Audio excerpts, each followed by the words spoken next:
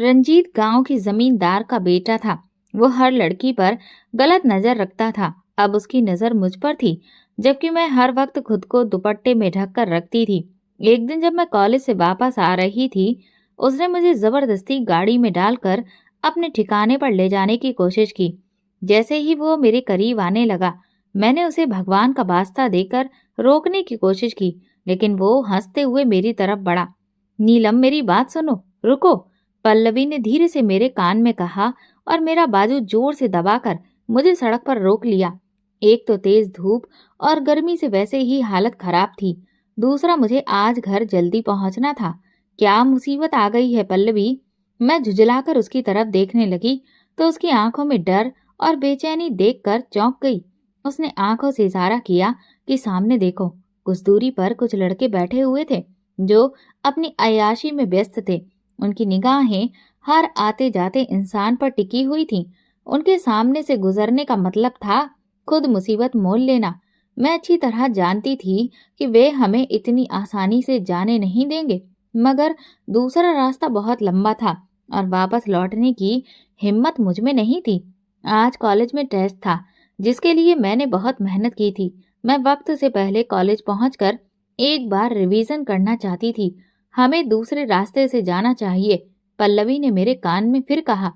अरे कुछ नहीं होगा, चल मेरे साथ। मैंने उसका हाथ पकड़ा और घसीटते हुए आगे बढ़ने लगी। हम तेज तेज कदम बढ़ाते हुए उन लड़कों के सामने से गुजरे। उन्होंने हम पर फफ्तियां कसनी शुरू कर दी। अरे अपना नाम तो बता दीजिए। एक आवारा सा लड़का हमारे सामने आ गया। हमें रुकना पड़ा। सामने से हटो, मैंने मजबूत लहजे में कहा। वो ठिठक कर हंसने लगा। मैं बताता हूँ इनका नाम। दूसरा लड़का लपक कर उसकी मदद करने के लिए आ गया। एक का नाम नीलम है और दूसरी का नाम पल्लवी।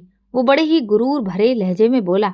उसकी नजरें हमारे चेहरों पर जमी हुई थीं। लड़कों का पूरा टोला ठहाके मारकर हंसने लगा। पल्लवी का तो वैसे ही डर के मारे बुरा हाल था, जबकि मेरा गुस्से से छोड़ो भी यार, क्यों तंग कर रहे हो? तभी सफेद कुर्ते पैजामे में एक लंबा लड़का आगे आया। उसने अपने दोस्तों के कंधे पर हाथ रखा, फिर ध्यान से मेरा चेहरा देखा और लड़कों को एक तरफ हटने का इशारा किया। आप जाइए, उसने नरमी से कहा। मैंने झट से पल्लवी का हाथ पकड़ा और जल्दी से आगे बढ़ गई। मेरा नाम नीलम है। गांव में हमारी कुछ जमीन थी जिस पर मेरे पिता खेती बाड़ी करते थे। मैं अपने माँ बाप की इकलौती बेटी थी। मेरी माँ गांव की एक सीधी सादी औरत थी जो पिता के साथ खेतों में काम में हाथ बटाती थी। घर के काम निपटाने के बाद वो सारा दिन खेतों में ही रहती थी, तो मैं भी उनके साथ चली जाती थी। मगर बड़ी होने के बाद मुझे समझ आने लगा कि खेती बाड़ी का काम मुझसे नहीं होगा।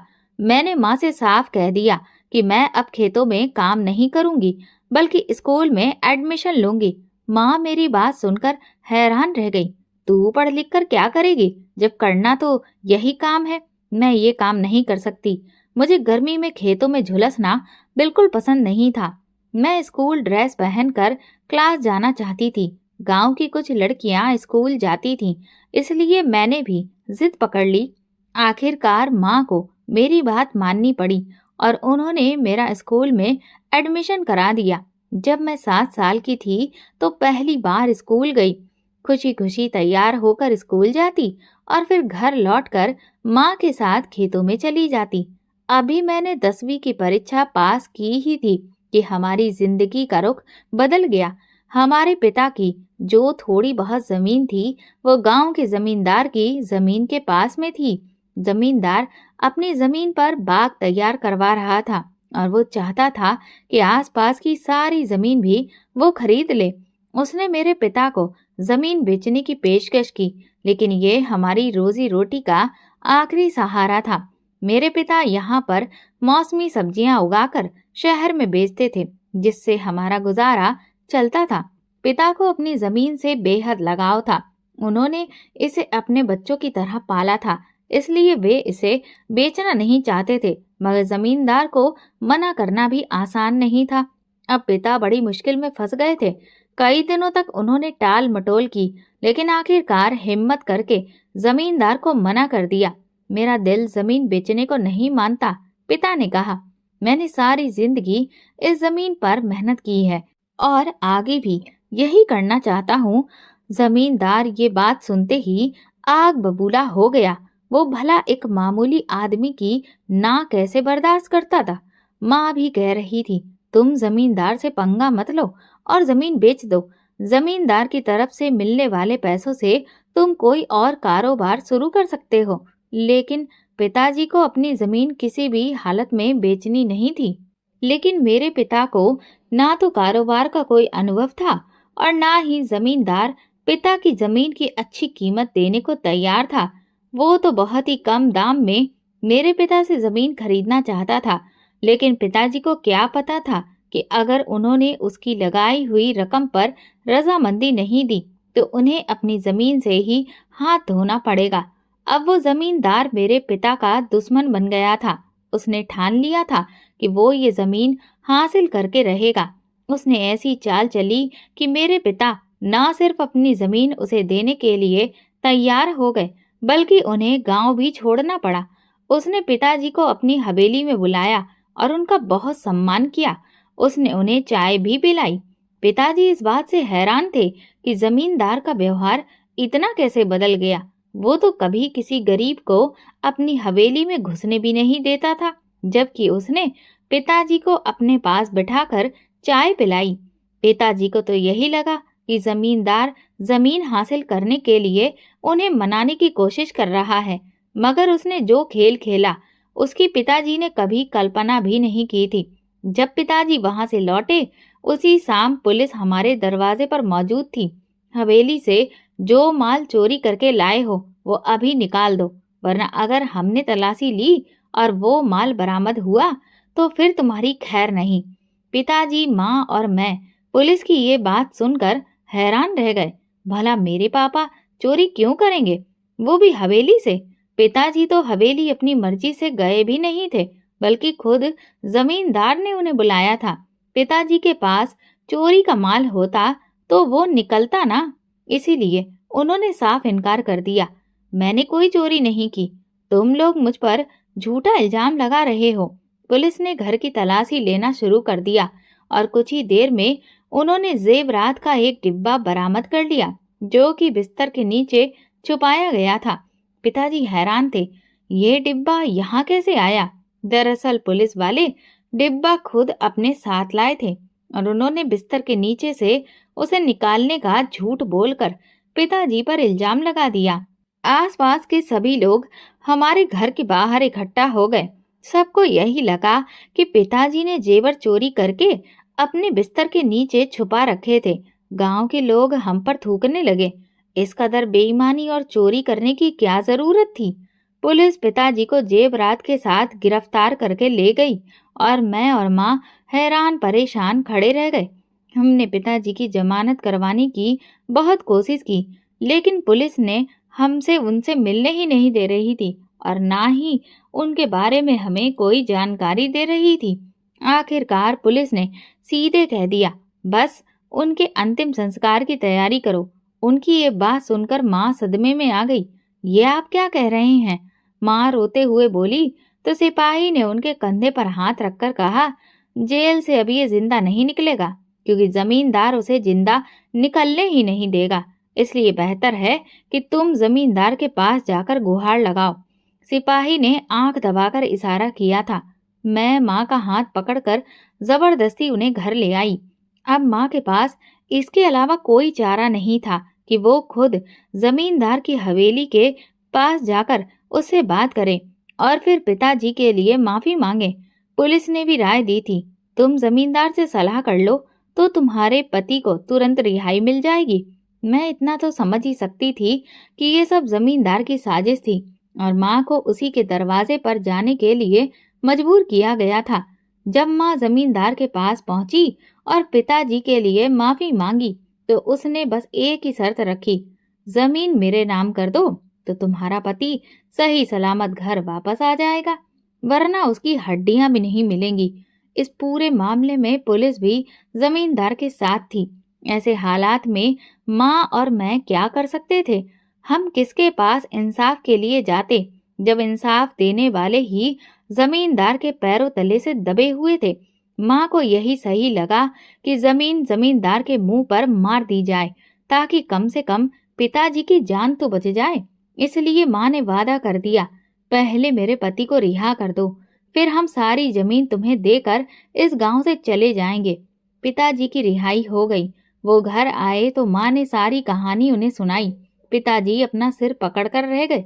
जमींदार इतनी आसानी से हमें नहीं छोड़ेगा और ना ही वो जमीन के कब्जे से पीछे हटेगा। अगर हमने उसकी बात नहीं मानी तो वो कोई और चाल चलेगा। वो हमारी बेटी को भी नुकसान पहुंचा सकता है। मेरे माँ बाप दोनों ही बहुत परेशान थे।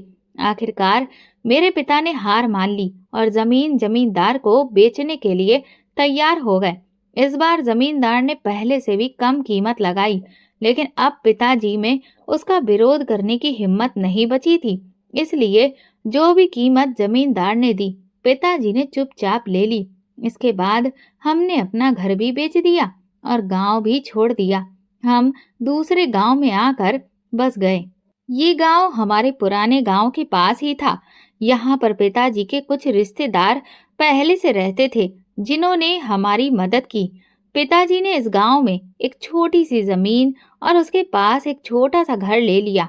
फिर उन्होंने उसी जमीन पर खेती बाड़ी शुरू कर दी। अब मेरे लिए मुमकिन नहीं था कि मैं 12वीं के लिए स्कूल में एडमिशन ले सकूं, क्योंकि इस गांव में 12वीं तक का कोई स्कूल ही नहीं था। ये गांव हमारे पुराने गांव से भी छोटा था, इसलिए मैंने माध्यमिक विद्यालय में ही एडमिशन ले लिया। मुझे पढ़ने का बहुत शौक था और मैं सही शिक्षा हासिल करना चाहती थी। इस स्कूल में मेरे जैसे गांव के और भी लड़कियां आती थीं। जल्दी ही मेरी उनसे दोस्ती हो गई। पल्लवी हमारे मोहल्ले की ही थी। मेरी सबसे ज्यादा दोस्ती पल्लवी से ही हो गई। वो बहुत डरपोक और दब्बू किस्म की लड़की थी। उसने तो अभी तक स्कूल की शक्ल भी नहीं देखी थी। उसे यहाँ पर आए हुए कुछ ही महीने हुए थे। उसके माँ बाप ज्यादातर उन्हीं लोगों जैसे थे जो अपनी लड़कियों की पढ़ाई के सख्त खिलाफ थे। वैसे तो मेरे माँ बाप को भी लड़कियों को पढ़ाने का कोई खास शौक नहीं था, मगर मेरी रुचि को देखते हुए उन्होंने मेरा एडमिशन स्कूल में करवा दिया था। क्योंकि मैं पहले से ही एक स्कूल से पढ़कर आ रही थी, इसलिए वहां मौजूद बाकी लड़कियों से ज्यादा समझदार थी। बाकी की तमाम लड़कियां छोटी छोटी ऐसी बातों पर यकीन रखती थीं जिनका कोई वजूद नहीं था, जबकि मैं सोच समझकर और अकल से बात सुनकर ही कोई फैसला लेती थी। इस गांव का माहौल पहले गांव के माहौल से भी ज्यादा बिगड़ा हुआ था। गली में आवारा और लफंगे लड़के लड़कियों का रास्ता रोककर उन्हें तंग करते थे। गांव की लड़कियां घरों से बाहर नहीं निकलती थीं, बस स्कूल जाती और स्कूल से वापस आकर अपने घरों में दुबक जाती। हमारे पिछले गांव में तो मैं अपने माँ बाप के साथ खेती बाड़ी भी करवाया करती थी, लेकिन यहाँ बाहर निकलना अजीब सा लगता था, क्योंकि यहाँ का माहौल वहाँ के माहौल से और भी ज्यादा खराब था। वहाँ के जमींदार ने पिताजी के साथ बहुत गलत किया था, लेकिन वहाँ का माहौल ऐसा नहीं था। वहाँ के सभी लोग एक दूसरे के साथ दोस्ती रखते थे और एक दूसरे का ख्याल भी रखते थे। पिताजी पर चोरी का इल्जाम लगने के बाद सबकी नजरें पिताजी के प्रति बदल गई थी, क्योंकि सभी उन्हें मुजरिम समझ रहे थे। लेकिन वहाँ के लोग भाइयों की तरह रहते थे और वहाँ लड़के लड़कियों को तंग नहीं करते थे। मगर यहाँ मामला कुछ और था। गांव के जमींदार का बेटा रंजीत और उसके दोस्त पूरे गांव को अपनी मिल्कियत समझते थे और दनदनाते फिरते थे। अगर कभी लड़कियों से उनका सामना हो जाता तो वे उन्हें इस तरह से घूरते जैसे अपनी आंखों से ही उनको चीर फाड़ कर रख देंगे। मेरे लिए यहाँ का माहौल बर्दाश्त करना बहुत मुश्किल हो रहा था। मैं जब भी स्कूल जाती तो ये आवारा लड़के हमें तंग करने से पीछे नहीं हटते थे। मैं उनका डटकर मुकाबला करना चाहती थी, मगर पल्लवी हमेशा मेरा हाथ दबाकर मुझे रोक देती। तुम इन लोगों से पंगा मत लो, ये बहुत खतरनाक लोग हैं। ऐसा ना हो कि ये तुम्हें कोई नुकसान पहुंचा दे। पल्लवी का डर मेरी राह में रुकावट बना हुआ था। वैसे भी पिताजी ने पिछले गांव में जमींदार के सामने खड़े होने की हिम्मत की थी और उसका अंजाम मैं देख चुकी थी। अब मुझ में भी इतनी हिम्मत नहीं थी कि मैं इन जालिमों के सामने सिर उठा सकूं। मैं जानती थी कि ये जालिम उंगली उठे हुए सर को आसानी से काटने की ताकत रखते हैं। गांव के जमींदार का बेटा रंजीत अपने आवारा दोस्तों के साथ पूरे गांव में खुलेआम घूमता फिरता था। उसके बाल कंधों तक लंबे थे। वो सफेद कुर्ता और सलवार पहने पूरे गांव में अपनी धौंस जमाता फिरता था। एक दिन स्कूल जाते हुए उसके दो लफंगे दोस्तों ने हमें रोक लिया। मेरा गुस्से से बुरा हाल था, मगर मैं गुस्से पर काबू किए हुए थी, क्योंकि मैं नहीं चाहती थी कि मैं इन लोगों से झगड़ा मोल लूं और अपनी जिंदगी को खतरे में डाल दूं। मैं जानती थी कि ये मेरा क्या अंजाम कर सकते थे। जब उन लड़कों ने हमें बीच रास्ते में रोका, तो रंजीत ने आगे बढ़कर हमें बचा लिया। मैं जल्दी से पल्लवी को लेकर वहां से निकल गई, मगर उस दिन के बाद से रंजीत मेरे पीछे पड़ गया। अब वो आते जाते मुझ पर नजर जमाए रखता और मुझसे बात करने की कोशिश करता, मगर मेरी राय उसके बारे में बिल्कुल भी अच्छी नहीं थी। मुझे लड़कों से बचाने का मतलब ये नहीं था कि वो मेरी नजरों में इज्जतदार बन गया था। मैं जानती थी कि वो किस तरह का इंसान था। नशा करना और शराब पीना उसके लिए आम बात थी। जब भी वो मेरे करीब से गुजरता, तो मुझे उसमें से बदबू महसूस होती। मैंने कभी भी उसे तवज्जो नहीं दी और हमेशा उससे बचकर निकलती रही। मैं समझ रही थी कि वो मुझसे बात करना चाहता है, मगर मैं उससे बात करने के हक में नहीं थी। मैं कोई ऐसी वैसी लड़की नहीं थी कि उसकी मीठी नजरों पर फिदा हो जाती। अब मैं पल्लवी के साथ ही स्कूल जाती थी। मैंने अकेले घर से निकलना बिल्कुल बंद कर दिया था। पल्लवी के साथ एक दो लड़कियां और होती थीं, जो कभी हमारे साथ होती और कभी हमसे पहले ही चली जाती, मगर मैं और पल्लवी कभी भी एक दूसरे का साथ नहीं छोड़ते थे। मैं कब से पल्लवी का इंतजार उसके दरवाजे पर कर रही थी, मगर वो अभी तक नहीं आई थी। 5 मिनट से ज्यादा हो चुका था और हमारे स्कूल जाने का वक्त निकल रहा था, क्योंकि पल्लवी का घर गली के आखिरी छोर पर था। इसलिए वो मेरे घर आ जाती थी और हम दोनों साथ में स्कूल जाते थे। शायद आज पल्लवी छुट्टी करना चाहती थी, इसलिए मैं खुद ही उसके घर की तरफ चली गई। दरवाजा खुला था, इसलिए मैं अंदर चली गई। आंगन में वो चारपाई पर लेटी थी। तो तुम स्कूल नहीं जा रही हो? मैं कब से तुम्हारा इंतजार कर रही थी। मैंने उसे देखते ही कहा, तो वो धीमी आवाज में बोली, नहीं, मुझे तेज बुखार है, मैं आज नहीं जा पाऊंगी, तुम भी छुट्टी कर लो। उसकी बात सुनकर मैं हैरान रह गई। मैं किस खुशी में छुट्टी कर लूं? मुझे कौन सा बुखार हो रहा है? मैंने पूछा, तो वो कहने लगी, नहीं, मेरा मतलब था कि तुम अकेली जाओगी, इसीलिए कह रही हूँ। कोई बात नहीं, मैं चली जाऊंगी। कौन सा मुझे कोई शेर खा जाएगा?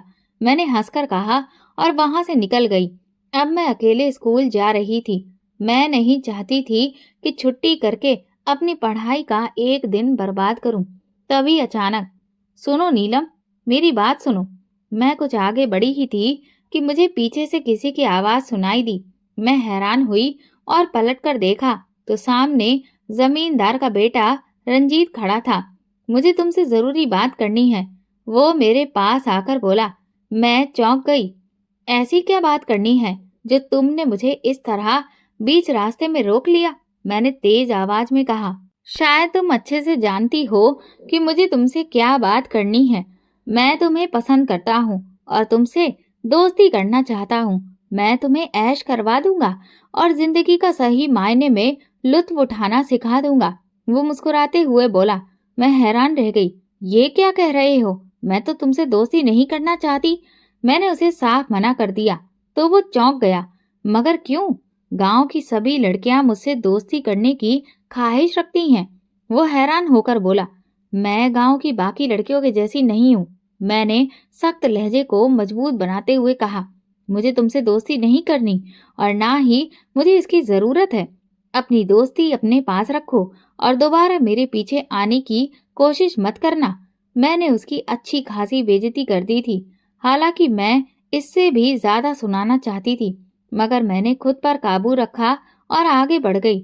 उसने सोचा भी कैसे कि मैं उससे दोस्ती करूंगी। उसने मुझे कोई आम लड़की समझ रखा था, जबकि मैं एक अच्छे चरित्र की लड़की थी। अगर वो जमींदार का बेटा था, तो अपने घर का था। इसका मतलब ये तो नहीं कि सारी लड़कियां उसके कदमों में बिछ जाएं। मैं तेज तेज कदमों से आगे बढ़ गई, जबकि वो पीछे खड़ा रह गया। अब वो अपनी औकात पर उतर आया था। उसने मुझे रास्ते में तंग करना शुरू कर दिया। वो अपने दोस्तों और आवारा लड़कों को मेरे पीछे लगा देता था, जो मुझे तंग करने का मौका ढूंढते रहते। मैं उसके इस रवैये पर हैरान थी। अगर वो मुझे पसंद करता था तो उसे ऐसा नहीं करना चाहिए था, बल्कि अगर उसे जरा भी इज्जत का ख्याल होता तो वो खुद ही पीछे हट जाता। मगर अब वो अपनी असलियत पर उतर आया था। अब मैं कभी भी अकेले नहीं निकलती थी और हमेशा पल्लवी को अपने साथ रखती थी। पल्लवी तो वैसे ही डर के मारे परेशान थी। मैंने उसे सारी बात बताई तो वो हैरान होकर मुझे डांटने लगी। तुम्हें उसे कोई जवाब नहीं देना था, तुम चुपचाप आगे बढ़ जाती। क्या जरूरी थी कि तुम उससे बहस करो? क्या तुम उससे कह देती कि हाँ ठीक है, कम से कम इस तरह वो तुम्हारा दुश्मन तो नहीं बनता। उसकी बात सुनकर मैं अपना माथा पकड़कर बैठ गई। अगर मैं उसे कोई जवाब ना देती तो उसकी हिम्मत और बढ़ जाती, और अगर हाँ कह देती तो वो मुझे फिर और भी ज्यादा तंग करता। फिर न जाने क्या क्या हरकतें करता। मैंने पल्लवी को समझाने की कोशिश की। हाँ तो देखो, अभी भी तो तंग ही कर रहा है ना, वो बोली। तो मैं चुप हो गई। अब मैं उसे कैसे समझाती कि उसे जवाब देना जरूरी था। वो मुझे इस तरह कब तक तंग करेगा? जब मैं उसकी कोई बात नहीं मानूंगी तो वो खुद ही पीछे हट जाएगा। मेरे पिता की तबीयत पिछले 2 दिनों से काफी खराब थी। मौसमी बुखार ने उन्हें जकड़ लिया था। माँ उनकी सेवा में लगी हुई थी। नीलम, जरा अपने पिताजी के लिए दवा तो ले आओ। डॉक्टर साहब ने 2 दिन की दवा दी थी, जो खत्म हो गई है। मेडिकल स्टोर चली जाओ। बुखार में अभी तक कोई खास फर्क नहीं पड़ा है। माँ ने मुझे पैसे और दवा की पर्ची थमा दी तो मैं घर से निकल गई। कई दिनों बाद आज मैं घर से बाहर निकली थी। पिताजी की बीमारी की वजह से मुझे निकलना पड़ा, वरना मैं अकेले बाहर जाती ही नहीं थी। मेडिकल स्टोर हमारे घर से कुछ दूरी पर था।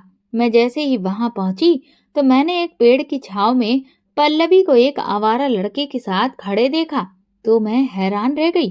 पल्लवी उस पेड़ के तने से टिक कर खड़ी थी, जबकि वो लड़का उसके सामने खड़ा बातें कर रहा था। मैं दूर से भी उसे अच्छी तरह से पहचान सकती थी कि वो वही लड़का था जिसे मैंने पहले भी देखा था। मेरी आंखें फटी की फटी रह गईं।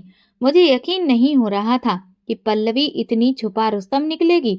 मेरे सामने तो वो लड़कों से ऐसे डरती थी जैसे वे उसे खा जाएंगे, और यहाँ वो इश्कबाजी कर रही थी। हालांकि उसने मुझे नहीं देखा।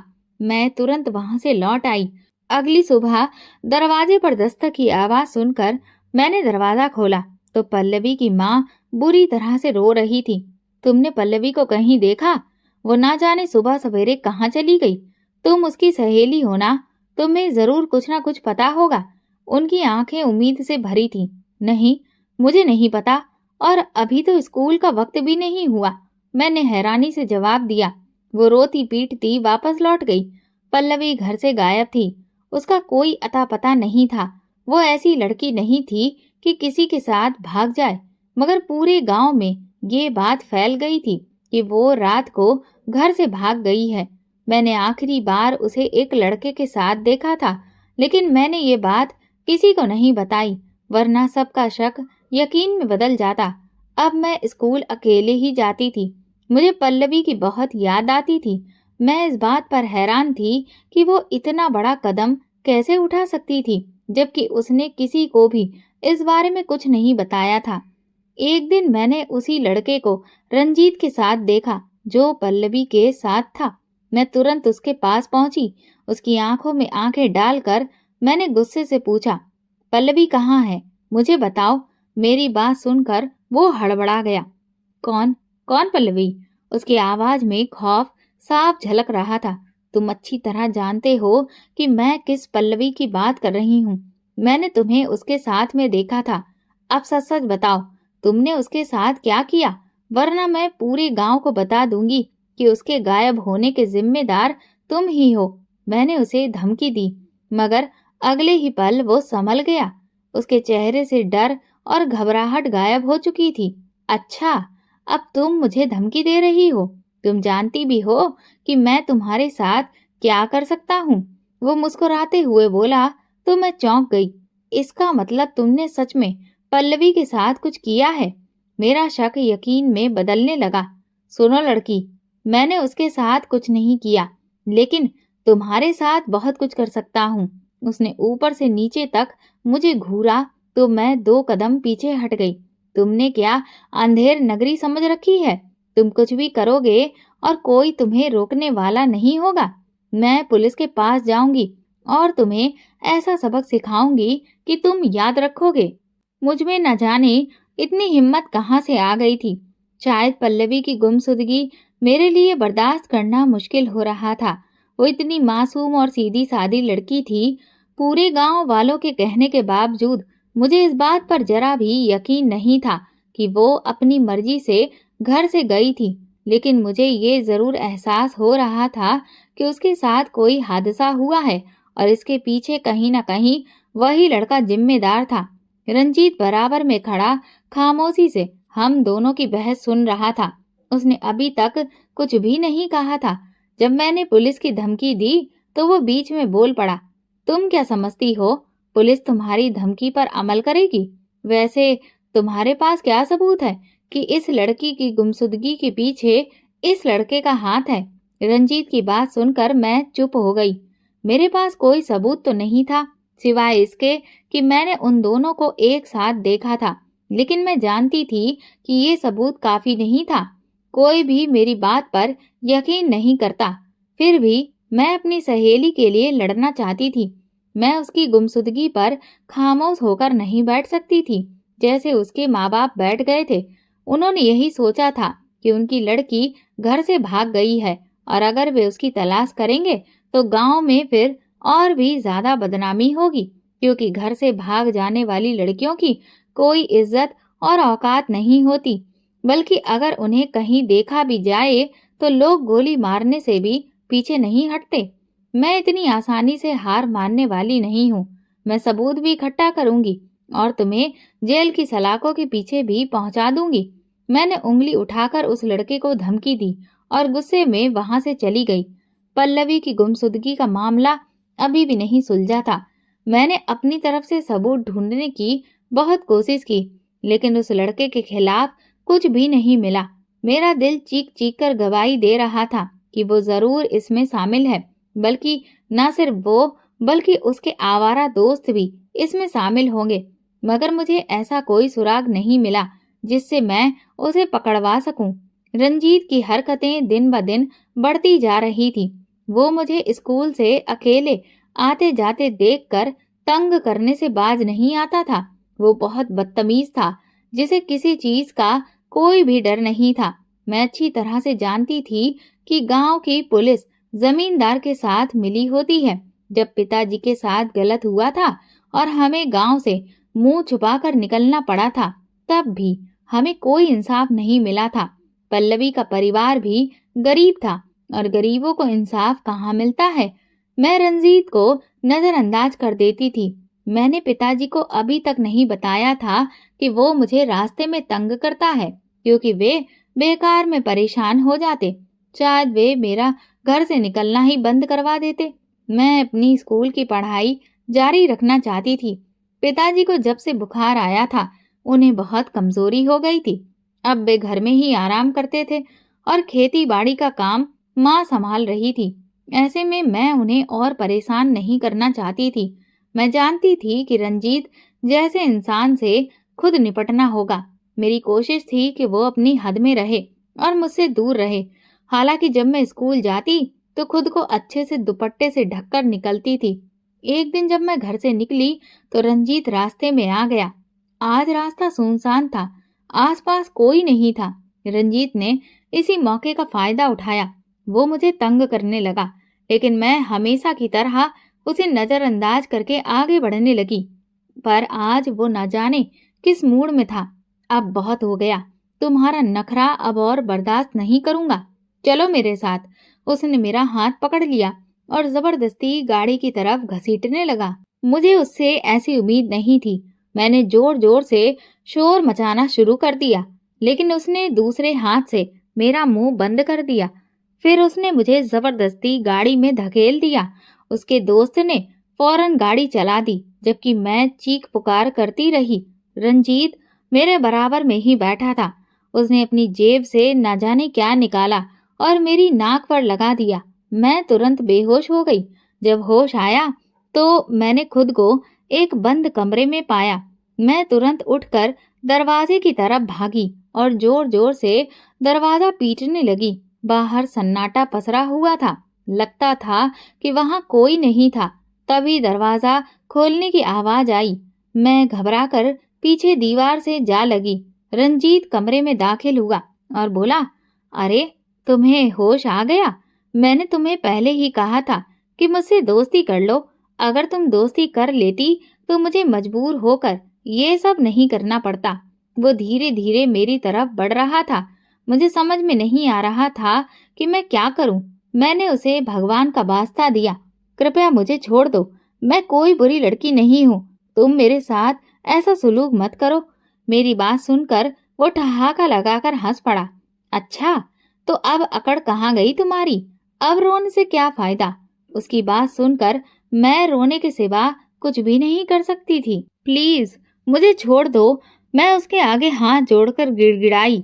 ऐसा मुमकिन नहीं है। वो हंसते हुए बोला, मैं तुम्हें इतनी दूर छोड़ने के लिए तो नहीं लाया कि तुम वापस जाते ही सबको बता दो कि मैं तुम्हें अगवा करके यहाँ तक लाया था।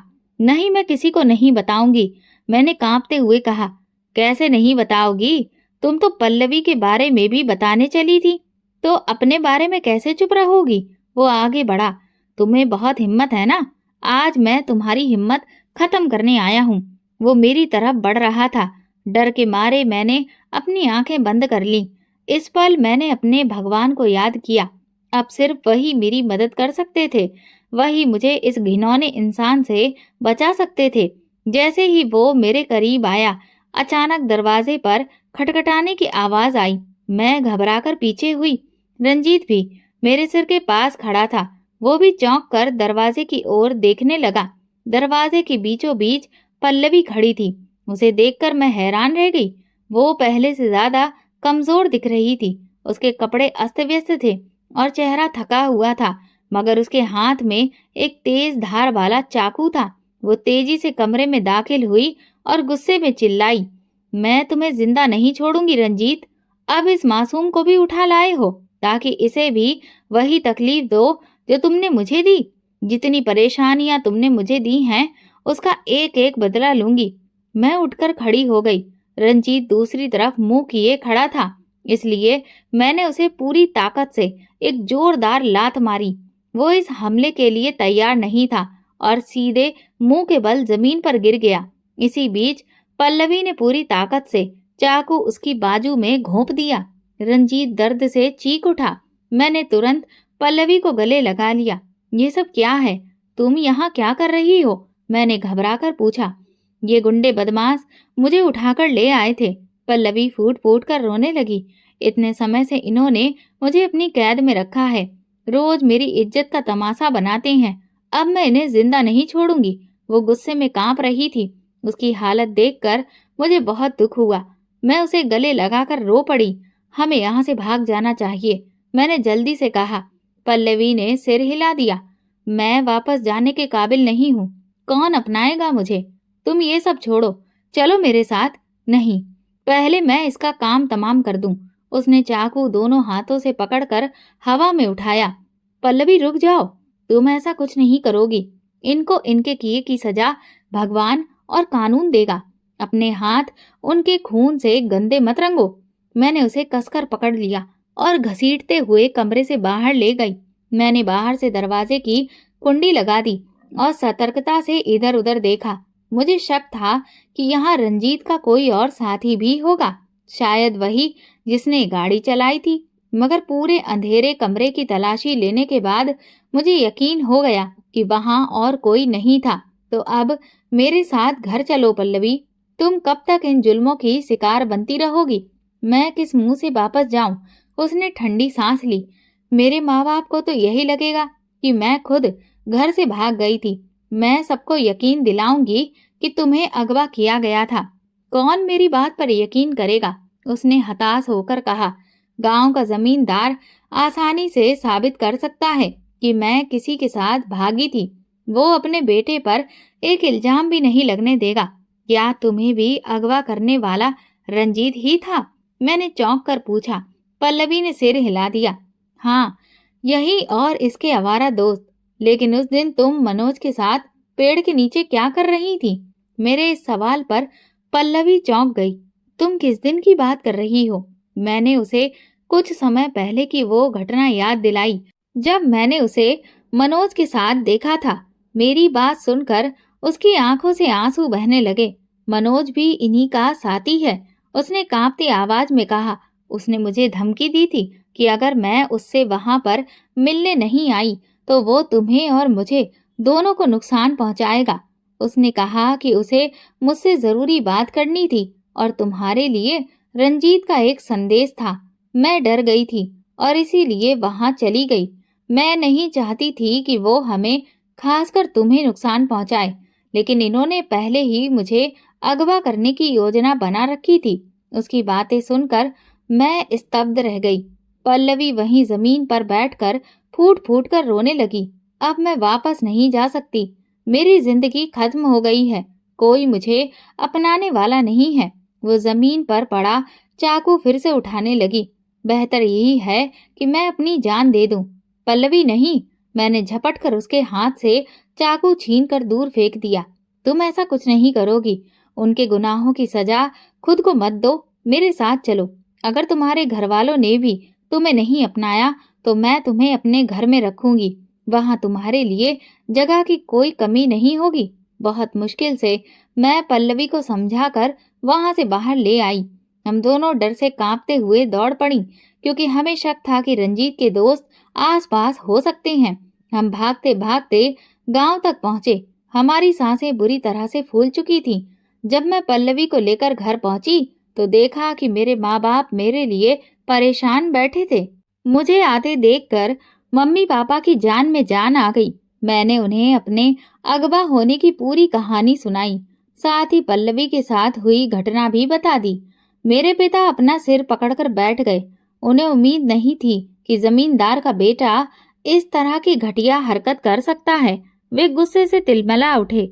मैं पहले ही एक जमींदार का जुल्म सह चुका हूँ, अब किसी और का जुल्म बर्दाश्त नहीं करूंगा। इनकी हिम्मत कैसे हुई हमारी बेटियों को अगवा करने की? क्या हमारी बेटियां कोई गाय भैंस हैं जिन्हें जो चाहे जब चाहे उठा ले जाए? मैं इसे जिंदा नहीं छोड़ूंगा। पिताजी का गुस्सा सातवें आसमान पर था। मैंने तुरंत उन्हें समझाया, पिताजी, ये जोश से नहीं, होश से काम लेने का वक्त है। आपको पता है कि गांव की पुलिस भी जमींदार के साथ मिली होती है। हमें कोई ऐसी तरकीब सोचनी होगी जिससे उन्हें उनके किए की सजा मिले और हम दोबारा किसी भी जुल्म का निशाना ना बने। पिताजी ने सहमति में सिर हिला दिया। तो मेरे साथ पुलिस स्टेशन चलिए, अभी इसी वक्त जाकर शिकायत दर्ज कराते हैं। पिताजी हमें लेकर पुलिस स्टेशन पहुंचे। वहां हमने पुलिस को पूरी घटना बताई। मैंने अफसर से साफ साफ कह दिया, अगर आपने हमारी बात नहीं सुनी या जमींदार के लड़कों का साथ दिया तो हम ये मामला आगे तक ले जाएंगे। ये सिर्फ गांव की बात बनकर नहीं रह जाएगी। मैं शहर जाऊंगी और वहां के बड़े अफसरों तक ये खबर पहुंचाऊंगी। मेरी ये हिम्मत देखकर पुलिस अफसर हैरान रह गए। शायद उन्हें एक लड़की से इतनी बेबाकी की उम्मीद नहीं थी। उन्होंने हमें भरोसा दिलाया, आप चिंता मत करें, हम मामले की पूरी तहकीकात करेंगे और इंसाफ के आधार पर ही कार्रवाई करेंगे। जमींदार के कई दुश्मन भी हैं जो उन पर तरह तरह के इल्जाम लगाते रहते हैं, लेकिन हम इस मामले की तह तक जाएंगे और जो भी दोषी होगा उसे सजा जरूर मिलेगी। पुलिस की ये बात सुनकर हमें थोड़ी राहत मिली। जाहिर था रंजीत दोषी था और उसे उसकी सजा मिलनी ही चाहिए थी। जब हम पल्लवी के घर पहुंचे तो उसकी माँ उसे देखते ही उससे लिपट कर रोने लगी।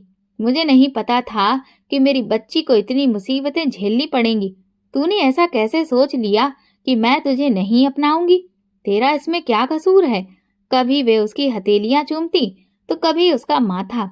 पल्लवी बुरी तरह से फूट फूट कर रो रही थी। ये सब देखकर मेरे माँ बाप की आंखों में भी आंसू आ गए। पल्लवी बेचारी बेकसूर थी, फिर भी उसे इतनी जिल्लत सहनी पड़ी। अच्छा हुआ कि उसके माता पिता ने उसे अपना लिया, वरना वो कहीं की भी नहीं रहती।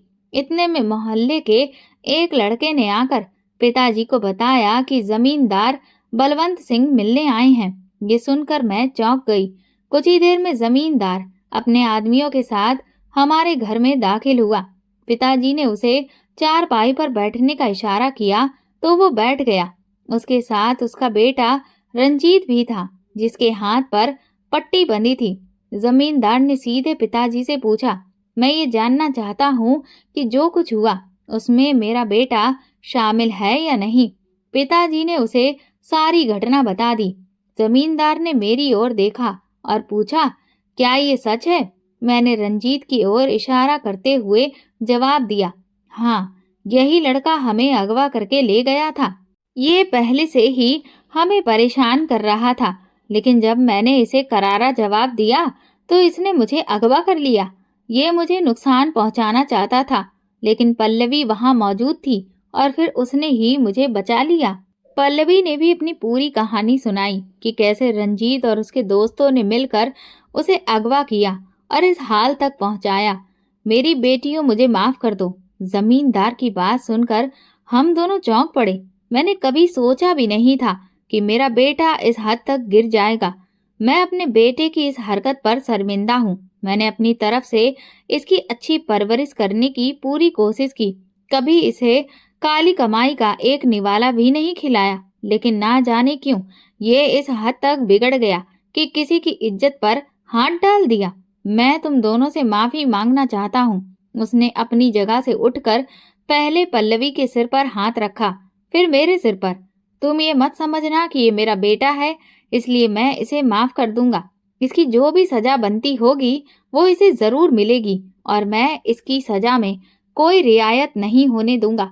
मैं उन लोगों में से नहीं हूँ जो ताकत और पैसे के बूते पर अपनी औलाद की गलतियों पर पर्दा डालते हैं। मैं इसे इसके सही अंजाम तक पहुंचाकर रहूंगा। जो तकलीफ मेरी बेटी ने उठाई है उसे तो मैं बदल नहीं सकता, लेकिन मुझसे जो बन पड़ेगा वो जरूर करूंगा। मैं कोशिश करूंगा कि इस गांव में दोबारा कभी किसी लड़की को ऐसी तकलीफ ना सहनी पड़े और कोई भी लड़का इस हद तक ना पहुंचे। ये मेरी गलती है कि मैं अपनी औलाद से इतना बेखबर रहा और उसे मनमानी करने दी। अब पानी सिर से गुजर चुका है, लेकिन मैं हालात को ठीक करने की अपनी पूरी कोशिश करूंगा। गांव के जमींदार की बात सुनकर पिताजी हैरान थे और मैं भी। मैंने कभी सोचा भी नहीं था कि जमींदार अपने बेटे की तरफदारी करने के बजाय हमारा साथ देगा।